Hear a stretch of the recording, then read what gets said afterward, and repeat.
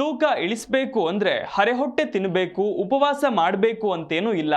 ಚೂರೇ ಚೂರು ತಿಂದು ಶರೀರವನ್ನ ದಣಿಸಬೇಕಿಲ್ಲ. ಬದಲಿಗೆ ನಿಗದಿತ ವ್ಯಾಯಾಮಗಳ ಜೊತೆಯಲ್ಲಿ ಸರಿಯಾದ ಆಹಾರ ಕ್ರಮವನ್ನು ಅನುಸರಿಸಿದ್ರೆ ತೂಕ ಇಳಿಸಿ ತೆಳ್ಳನೆಯ ಮೈಕಟ್ಟು ಪಡೆದುಕೊಳ್ಳಬಹುದು. ಆ ಕುರಿತ ಒಂದಿಷ್ಟು ವೆಯ್ಟ್ ಲಾಸ್ ಟಿಪ್ಸ್ ಇಲ್ಲಿವೆ ನೋಡಿ.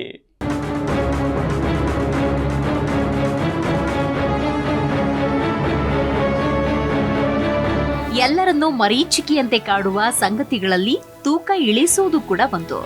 ಅದೇನು ಅಷ್ಟು ಕಷ್ಟವಲ್ಲ ಅನ್ನೋದಾದ್ರೆ ಅಷ್ಟು ಸುಲಭವೂ ಅಲ್ಲ. ತೂಕ ಇಳಿಸಬೇಕು ಅಂದ್ರೆ ಅರೆ ಹೊಟ್ಟೆ ತಿನ್ನಬೇಕು, ಉಪವಾಸ ಸಾಯಬೇಕು ಎಂದೇನಿಲ್ಲ. ಹೀಗೆ ಹೊಟ್ಟೆಯ ಮೇಲೆ ತಣ್ಣೀರು ಬಟ್ಟೆ ಹಾಕೊಂಡು ಇಳಿಸಿದ ತೂಕದಿಂದ ಶರೀರ ಬೆಂಡಾಗಿ ಬಸವಳಿದು ಹೋಗುತ್ತೆ, ನಿಶಕ್ತಿ ಆವರಿಸುತ್ತೆ. ನಂತರ ಆಹಾರವನ್ನ ಸಹಜ ಸ್ಥಿತಿಗೆ ತರುತ್ತಿದ್ದಂತೆ ಮತ್ತೆ ತೂಕ ಏರತೊಡಗುತ್ತೆ. ಇದರಿಂದ ಉಪವಾಸ ವನವಾಸ ಮಾಡಿ ಏನ್ ಮಾಡಿದಂತಾಯ್ತು. ಬದಲಿಗೆ ನಿಗದಿತ ವ್ಯಾಯಾಮಗಳ ಜೊತೆಯಲ್ಲಿ ಸರಿಯಾದ ಆಹಾರ ಕ್ರಮ ಅನುಸರಿಸಿದ್ರೆ ಗಟ್ಟಿಮುಟ್ಟಾದ ಸಪೂರ ದೇಹ ನಿಮ್ಮದಾಗುತ್ತೆ. ಹೀಗೆ ಬೊಜ್ಜಿಲ್ಲದ ಕಟ್ಟಿಗೆಯಂತ ಶರೀರವನ್ನ ಹೊಂದುವುದಕ್ಕೆ ಅಗತ್ಯವಾದ ಆಹಾರ ಪದ್ಧತಿ ಯಾವುದು? ನಮ್ಮ ಊಟದ ತಟ್ಟೆಯಲ್ಲಿ ಏನಿರಬೇಕು ನೋಡೋಣ.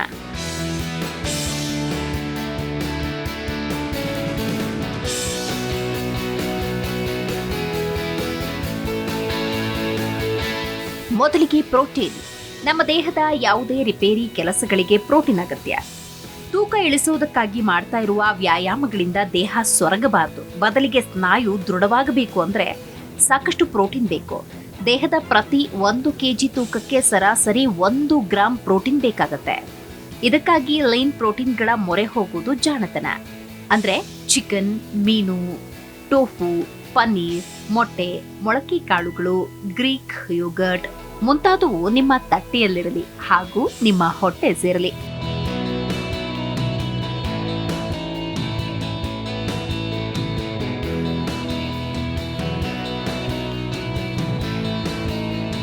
ಸಂಪೂರ್ಣ ಆಹಾರಗಳು. ಯಾವುದೇ ಆಹಾರಗಳಲ್ಲಿ ಮಾನವನ ಹಸ್ತಕ್ಷೇಪ ಕಡಿಮೆ ಆದಷ್ಟು ಆ ಆಹಾರ ಸೇವನೆಗೆ ಹೆಚ್ಚು ಸುರಕ್ಷಿತವಾಗುತ್ತೆ. ಹೆಚ್ಚು ಸಂಸ್ಕಾರಗೊಂಡಷ್ಟು ಅದರ ಸತ್ವಗಳು ನಶಿಸುತ್ತಾ ಹೋಗುತ್ತೆ. ರಾಸಾಯನಿಕಗಳು ಸೇರಿದಷ್ಟು ಹಾನಿಯೇ ಹೆಚ್ಚು. ಹಾಗಾಗಿ ಸೇವಿಸುವ ಆಹಾರಗಳು ಆದಷ್ಟು ತಾಜಾ ಇರಲಿ, ಇಡಿಯಾಗಿರಲಿ. ಅದರ ಹೊಟ್ಟು, ನಾರು ಇಂಥದ್ದನ್ನೆಲ್ಲ ತೆಗೆದು ಸತ್ವಹೀನ ಮಾಡುವುದು ಸರಿಯಲ್ಲ. ಹಣ್ಣು, ತರಕಾರಿಗಳು, ಇಡೀ ಧಾನ್ಯಗಳು, ಆರೋಗ್ಯಕರ ಕೊಬ್ಬು, ಲೀನ್ ಪ್ರೋಟೀನ್ಗಳು ಸ್ವಾಸ್ಥ್ಯ ಹೆಚ್ಚಳಕ್ಕೆ ಬೇಕು.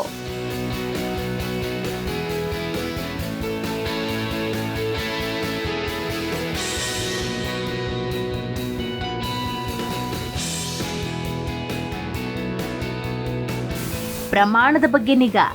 ಒಂದೇ ಬಾರಿಗೆ ಹೊಟ್ಟೆ ಬಿರಿಯೋಷ್ಟು ತಿನ್ನುವುದು ಚಯಾಪಚಯದ ಮೇಲೆ ಪರಿಣಾಮ ಬೀರುತ್ತೆ. ಹಾಗಾಗಿ ತಿನ್ನುವ ಪ್ರಮಾಣವನ್ನ ಕಡಿಮೆ ಮಾಡಿ.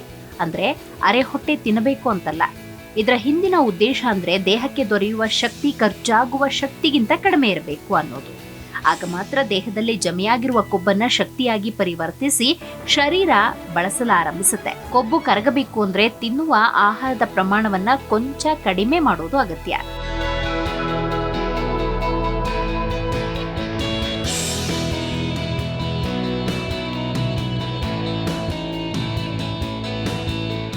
ಸಕ್ಕರೆ ಕಡಿಮೆ ಇರಲಿ.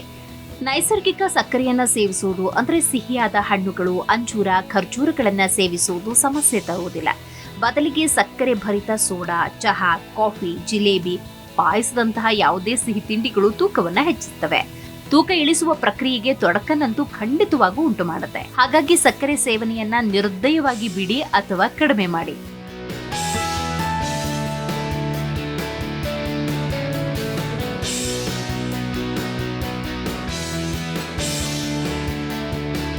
ಚೆನ್ನಾಗಿ ನೀರು ಬೇಕು. ನೀರು ಅಂದ್ರೆ ಜೀವದ್ರವ ಎಂದೆಲ್ಲ ಶಾಲೆಯ ದಿನಗಳಲ್ಲಿ ಓದಿದ್ದು ನಂತರ ಮರೆಯೋದಕ್ಕಲ್ಲ. ದೇಹಕ್ಕೆ ತನ್ನ ಕೆಲಸವನ್ನ ಸುಗಮವಾಗಿ ಮಾಡೋದಕ್ಕೆ ನೀರು ಬೇಕೇ ಬೇಕು. ಇವೆಲ್ಲ ನಮಗೆ ತಿಳಿಯದ ವಿಷಯ ಅಂತಲ್ಲ. ಆದ್ರೆ ತೂಕ ಇಳಿಸುವಾಗ ಇವೆಲ್ಲವನ್ನ ಮರೆಯುವಂತೆಯೇ ಇಲ್ಲ. ಹೆಚ್ಚು ವ್ಯಾಯಾಮ ಮಾಡಿದಂತೆ, ಬಿಸಿಲು ಹೆಚ್ಚಾದಂತೆ ಇನ್ನೂ ಹೆಚ್ಚಿನ ಪ್ರಮಾಣದಲ್ಲಿ ನೀರು ಬೇಕಾಗುತ್ತೆ. ಹಾಗಾಗಿ ಧಾರಾಳವಾಗಿ ನೀರು ಕುಡಿಯಿರಿ. Desk bureau, G Kannada news.